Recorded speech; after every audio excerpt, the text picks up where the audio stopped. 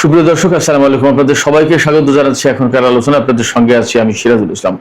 দর্শক, দশকের পর দশক ধরে যে লোকটাকে, যে মানুষটাকে ডিকটেটর বলা হয়েছে, স্বৈরাচার বলা হয়েছে, জাতির কাঁধে জগদ্দল পাথরের মতো চেপে বসেছেন বলে পশ্চিমা গণমাধ্যম ধারাবাহিকভাবে প্রচার করেছে, সেই মানুষটি শাহাদাতের পর জানা যায় এই যে জনসমুদ্র উপচে পড়া ভিড়, এখন তার হত্যাকারী মার্কিন প্রেসিডেন্ট ডোনাল্ড ট্রাম্প এবং ইসরায়েলের প্রধানমন্ত্রী বেনিয়ামিন নেতানিয়াহু, সাথে পশ্চিমা গণমাধ্যম কি বলবে? এখন কোন স্বৈরাচারের জানা যায় এত লক্ষ লক্ষ মানুষ, কোটি কোটি মানুষ পৃথিবীর সমস্ত প্রান্ত থেকে কেউ ছুটে আসে, এবং সেই জানা যায় যারা এসেছেন তাদের বেশিরভাগ মানুষ শোকাভিভূত, চোখের পানি ফেলছে, ভালোবাসা, গভীর শ্রদ্ধা জানাচ্ছে। আর ইরানের জনগণ বুক ফাটা চিৎকার করে বলছে তাদের সর্বোচ্চ নেতা সাইয়েদ আলী উজমা খামেনির হত্যার প্রতিশোধ চায়, তারা প্রতিশোধ নিতে চায়। এই যে কান্না, ভালোবাসা, শ্রদ্ধা, বুক চাপড়ানো আর্তনাদ এবং প্রতিশোধের আগুন তাদের অন্তরে দাউ দাউ করে জ্বলছে, এগুলো কি কেউ কোনোদিন কোনো স্বৈরাচারের জন্য কেউ করে বা হয়? কোন স্বৈরাচারের পক্ষে কি এই ভালোবাসা, মানুষের এই শ্রদ্ধা অর্জন করা সম্ভব হয়? অথচ তাকে কিন্তু এই নামেই, এই বলেই তাকে হত্যা করা হয়েছে। এখন কি জবাব দেবে তারা? এদিকে ইয়েমেনে গত কয়েকদিন ধরে আমি যথেষ্ট ঘনিষ্ঠভাবে পরিস্থিতি পর্যবেক্ষণ করছি, ফলো করছি। আজকে সেখানে খবর হচ্ছে ইয়েমেনের হুতি আনসারুল্লাহ আন্দোলন সমর্থিত যে সরকার, সেই সরকারের সামরিক বাহিনীর সাথে আন্তর্জাতিকভাবে স্বীকৃত ইয়েমেনের যে সরকার, সেই সরকারের সামরিক বাহিনীর সংঘর্ষ হয়েছে। তাতে আন্তর্জাতিকভাবে স্বীকৃত সরকারের 15 জন সেনা নিহত এবং 23 জন আহত হয়েছে। তারা দাবি করছে এই সংঘর্ষে 50 জনের বেশি হুতি যোদ্ধা নিহত হয়েছে এবং অনেকে আহত হয়েছে। আসলে তাদের কথা, এই দাবিটা খুব একটা বেশি পাত্তা পাচ্ছে না। তাহলে ইয়েমেনের পরিস্থিতি কি আবার নাজুক হয়ে পড়ছে? আবার মারামারি, সংঘর্ষ, যুদ্ধ, গৃহযুদ্ধ কি ছড়িয়ে পড়বে দেশটিতে? আসলে পরিস্থিতি কোন দিকে যাচ্ছে? সুপ্রিয় দর্শক, এই দুটো বিষয় নিয়ে আমি এখন বিস্তারিত আলোচনা করার চেষ্টা করব। আশা করি আপনারা শেষ পর্যন্ত সঙ্গে থাকবেন। আর ভিডিও ভালো লাগলে নিশ্চয়ই লাইক, কমেন্ট, শেয়ার করবেন এবং চ্যানেলটি সাবস্ক্রাইব করে সাথেই থাকবেন। দর্শক, চলুন বিস্তারিত আলোচনা করি। ইরানের সর্বোচ্চ শহীদ নেতা আয়াতুল্লাহ আলী খামেনির জানাজা অনুষ্ঠিত হলো আজকে। আগামীকাল তেহরানে শোক মিছিল, তার পরের দিন কোমে জানাজা, তারপরে চলে যাবে কফিন ইরাকের নাজাফ, কারবালা, বাগদাদ, এই সমস্ত শহরে তার নামাজে জানাজা অনুষ্ঠিত হবে। সেখান থেকে কফিন চলে আসবে ইরানের উত্তর পূর্বাঞ্চলীয় পবিত্র নগরী মাশহাদে। মাশহাদ শহরে কফিন আনার পর সেখানে আবার জানাজা হবে, শোকানুষ্ঠান হবে। তারপরে 9 জুলাই তার দাফন সম্পন্ন হবে।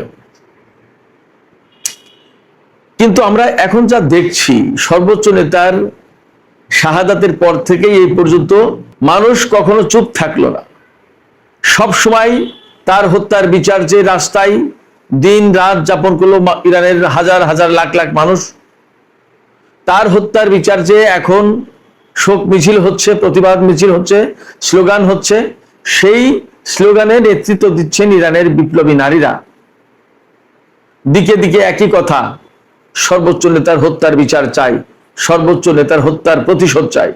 এখানে কান্না নয়, শোক নয়, নেতা হত্যার বিচার চাই, তাদের কথা একটাই।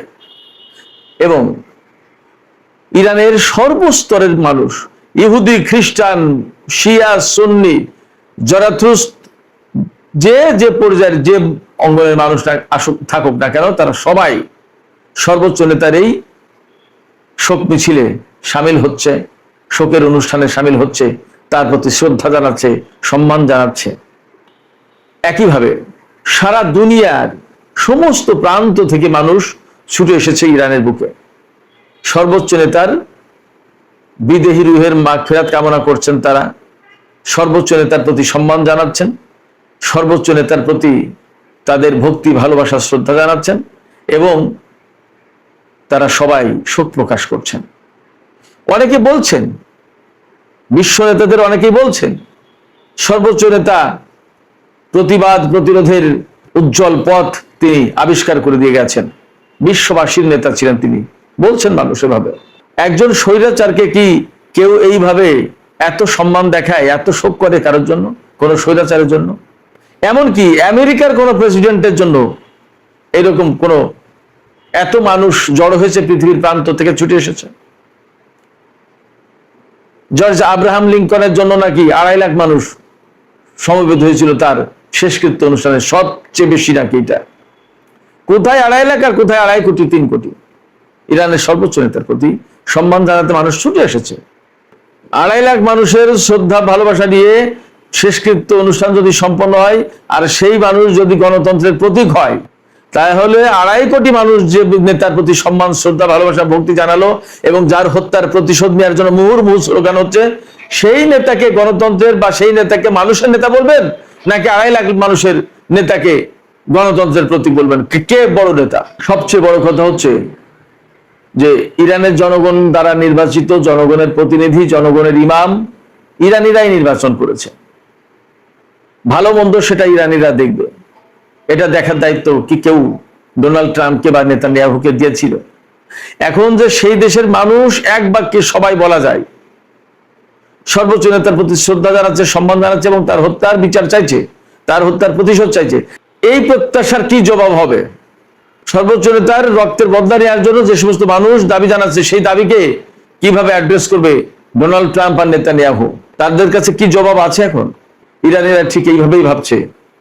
কারবালার ময়দানে ইমাম হোসেনকে নির্মমভাবে শহীদ করার পরে যেমন এজিদের কাছে বা তার সাঙ্গপাঙ্গদের কাছে কোনো জবাব ছিল না, সর্বোচ্চ নেতাকে এইভাবে নির্মমভাবে শহীদ করার পর ডোনাল্ড ট্রাম্প এবং নেতানিয়াহুর কাছেও কোনো জবাব নেই। কারবালার সেই দিনের ঘটনা আর আজকের এই দিনের ঘটনার ভিতরে তেমন কোনো তফাৎ নেই। ইরানিরা এইভাবেই ভাবছে। ইরানিরা এইভাবে ভাবছে যে সর্বোচ্চ নেতা তার জীবন দিয়ে, তার শেষ রক্তবিন্দু দিয়ে সত্য এবং মিথ্যার ভেতরে পার্থক্যটা দেখিয়ে দিয়ে গেলেন। খুব বাস্তব কথা হচ্ছে, সর্বোচ্চ নেতা বেঁচে থাকা অবস্থায় ইরানের মানুষ যতটা না ঐক্যবদ্ধ ছিল, তিনি শহীদ হওয়ার পর তার চেয়ে অনেক বেশি ঐক্যবদ্ধ হলো। সেক্ষেত্রে তার শাহাদাত মানুষকে ঐক্যবদ্ধ করেছে। শুধু ইরানের জনগণ কেন, সারা বিশ্বের মানুষ তো যেভাবে ইরানকে চিনল, ইরানের সর্বোচ্চ নেতার প্রতি সম্মান জানালো, ইরানের সর্বোচ্চ নেতাকে চিনল, ভালোবাসলো, তিনি জীবিত থাকা অবস্থায় কিন্তু এতটা ছিল না। এই প্রত্যেকটা ঘটনা ডোনাল্ড ট্রাম্প এবং নেতানিয়াহুর জন্য মেসেজ। তারা নিশ্চয়ই ইরানে এই যে জনসমুদ্র, মানুষের ঢল দেখে তাদের নিশ্চয়ই ঘুম হারাম হয়ে গেছে, তারা ঘুমাতে পারছে না। নিশ্চয়ই তাদের মিনিমাম বিবেক বলে যদি কিছু থাকে, তাহলে তারা বিবেকের কাঠগড়ায় এখন আসামি। তারা বিবেকের কাঠগড়ায় আসামি হোক না হোক, তারা এই ভয়টুকু পাচ্ছে, যারা আজকে ইরানের মাটিতে দাঁড়িয়ে, যারা ইরানের সর্বোচ্চ নেতার কফিন ছুঁয়ে শপথ করছে এই হত্যাকাণ্ডের প্রতিশোধ দেওয়ার, তারা নিশ্চয়ই ডোনাল্ড ট্রাম্প এবং নেতানিয়াহুর জন্য দুঃস্বপ্নে পরিণত হয়েছে। তারা সবসময় ডোনাল্ড ট্রাম্প এবং নেতানিয়াহুর পেছনে ছায়ামূর্তির মতো থাকবে। ডোনাল্ড ট্রাম্প এবং নেতানিয়াহু কখনো শান্তিতে থাকতে পারবে না। তাদের জীবনটা যাবে শুধুমাত্র এইভাবে হত্যাকাণ্ডের ভেতর দিয়ে। তারা কখনো হত্যাকাণ্ড থামালে নিজেদেরকে সেফ ফিল করবে না। তবে সর্বোচ্চ নেতার এই শাহাদাতের ভেতর দিয়ে ইরানি জনগণের ভেতরে যাদের সামান্য এদিক ওদিক ছিল, হয়তো কেউ কেউ আমেরিকার প্রতি সমর্থন জানাতো বা ইরানের যে রাষ্ট্র ব্যবস্থা তার প্রতি হয়তো একটু বিদ্বেষ ছিল, আমার মনে হয় যে সর্বোচ্চ নেতার শাহাদাতের মধ্য দিয়ে এবং তাদের চোখের সামনে তাদের দেশের উপরে সরকার পরিবর্তনের নামে নারী, শিশু, আবাল, বৃদ্ধ, বনিতা যেভাবে হত্যা করেছে ইসরায়েল এবং আমেরিকা, তাতে নিশ্চয়ই ইরানিদের চোখ খুলে গেছে যে আমাদের সরকার পরিবর্তনের নামে আমাদের উপরে কিভাবে হত্যাকাণ্ড চালালো। মিনাবি স্কুলে যে সমস্ত শিশু বাচ্চাদের হত্যা করা হয়েছে, তারা কোন রাজনীতির সাথে জড়িত ছিল? তারা, তাদের অপরাধটা কি ছিল? তারা কি সরকারে কেউ ছিল? তাদের হত্যা করা হলো কেন? এইভাবেই তো যুগের পর যুগ আমেরিকার সামরিক বাহিনী বিশ্বের বিভিন্ন দেশে জনপদে জনপদে এইভাবে অভিযান চালাচ্ছে এবং রাষ্ট্রের পর রাষ্ট্র, জনপদের পর জনপদ ধ্বংস করে দিচ্ছে। এমনই তো অভিযোগ, এমনই তো বাস্তবতা। বিশেষজ্ঞরা তো এইভাবেই ভাবছেন, এইভাবেই বলছেন তাহলে আমেরিকা যদি গণতন্ত্র প্রতিষ্ঠার দাবি করে, জনগণের শাসনের কথা যদি তারা বলে, তাহলে আজকে যে জনমত আমরা ইরানের বুকে দেখতে পাচ্ছি, সেই জনমতকে তারা কিভাবে মূল্যায়ন করবে? এই জনমতকে তারা কিভাবে মূল্য দেবে? আসলে ডোনাল্ড ট্রাম্প এবং নেতানিয়াহুর কোনো জবাব থাকবে না। তবে এটাও ঠিক যে তারা ইরানের উপরে হামলা করতে এসে যথেষ্ট উচিত শিক্ষা পেয়েছে, যথেষ্ট শিক্ষা হয়েছে তাদের, এবং এখনো খানিকটা সম্ভবত বাকি আছে। হরমুজ প্রণালী কিংবা পরমাণু কর্মসূচি নিয়ে যদি ডোনাল্ড ট্রাম্প বা মার্কিন প্রশাসন বা ইসরায়েল ইরানের সাথে বাড়াবাড়ি করে, তাহলে পরিণতি সম্ভবত আরো খারাপ হবে। আমার কাছে তেমনই মনে হচ্ছে, কারণ ইরানের যে জনগণ তারা কিন্তু টকবক করে ফুটছেন। সর্বোচ্চ নেতার শাহাদাতের পরে যে অবস্থাটা ছিল, তার চেয়ে অবস্থা আরো কয়েক গুণ এখন বেড়ে গেল। প্রতিশোধের স্পৃহা এখন তাদের ভেতরে বেড়ে গেল, এই কফিন, এই লাশ, এই জানাজায়, এই শোক মিছিল থেকে। অতএব ইরানের সর্বোচ্চ নেতাকে হত্যা করার ভেতর দিয়েই সমস্ত সবকিছু শেষ হয়ে যায়নি, বরং আমি মনে করছি, বা বিশ্লেষকরা অনেকে বলছেন, আমেরিকা এবং ইসরায়েলের পতনের হয়তোবা শুরু। অনেকে এরকম ভাবে বলছেন। আমি যদিও ঠিক এইটা বলতে চাই না যে পতন শুরু, কিন্তু তাদেরকে আসলে অনেক খেসারত দিতে হবে, এ কথা ঠিক। দেখা যাক আসলে পরিস্থিতি কোথায় গিয়ে শেষ হয়। সুপ্রিয় দর্শক, এবার ইয়েমেন সম্পর্কে একটু আলোচনা করি। ইয়েমেনে আন্তর্জাতিকভাবে স্বীকৃত একটি সরকার আছে, আর রাজধানী সানা কেন্দ্রিক হুতিদের একটি সরকার আছে। যেমন গাজায় হামাসের সরকার ছিল, আর পশ্চিম তীরে মাহমুদ আব্বাসের সরকার। এই পশ্চিম তীরের একটু নরমপন্থী ইসরায়েলের সাথে সম্পর্ক রাখে, পশ্চিমাদের সাথে সম্পর্ক রাখে, এই সরকারকে আন্তর্জাতিকভাবে স্বীকৃত সরকার বলা হয়। ঠিক তেমনি ইয়েমেনের কপালেও একই ঘটনা ঘটেছে। সেখানে রাজধানী হুতিদের কন্ট্রোলে, কিন্তু আন্তর্জাতিকভাবে স্বীকৃত হচ্ছে এডেন ভিত্তিক যে সরকার, সেই সরকার। কারণ আমেরিকা, পশ্চিমারা, সৌদি আরব তার পক্ষে। যাই হোক, এই পশ্চিমা সমর্থিত সোকল্ড আন্তর্জাতিকভাবে স্বীকৃত সরকারকে যে সেনাবাহিনী সমর্থন দেয়, তাদের সাথে হুতি যোদ্ধাদের সংঘর্ষ হয়েছে। বার্তা সংস্থা এএফপি, ফরাসি বার্তা সংস্থা, এই বার্তা সংস্থার কাছে এডেন ভিত্তিক সরকারের একজন সেনাবাহিনীর কর্মকর্তা জানিয়েছেন যে হুতিদের হামলায় অন্তত 15 জন সেনা নিহত এবং 23 জন আহত হয়েছে। তিনি আবার দাবি করেছেন যে হুতিরাও 50 জন মারা গেছে, আরো অনেকে আহত হয়েছে। কিন্তু এই খবর ফ্যাক্ট হচ্ছে যে আন্তর্জাতিক গণমাধ্যমে হেডলাইন হয়নি। হেডলাইনটা হয়েছে যে আন্তর্জাতিকভাবে স্বীকৃত ইয়েমেনের সরকারের অনুগত সামরিক বাহিনীর 15 জন সদস্য নিহত আর 23 জন আহত। আর গত কয়েকদিন ধরে কিন্তু আমি বলছিলাম যে ইয়েমেনে অনেক কিছু ঘটছে। ইয়েমেনে ইরানের বিমান নামলো, সৌদি আরবের অবরোধ ভেঙে হুতিরা আবার সৌদি আরবকে হুমকি দিল, সৌদি আরব আবার হুমকি দিল। এরপরেই এই দুই পক্ষের ভেতরে সংঘর্ষ লাগলো।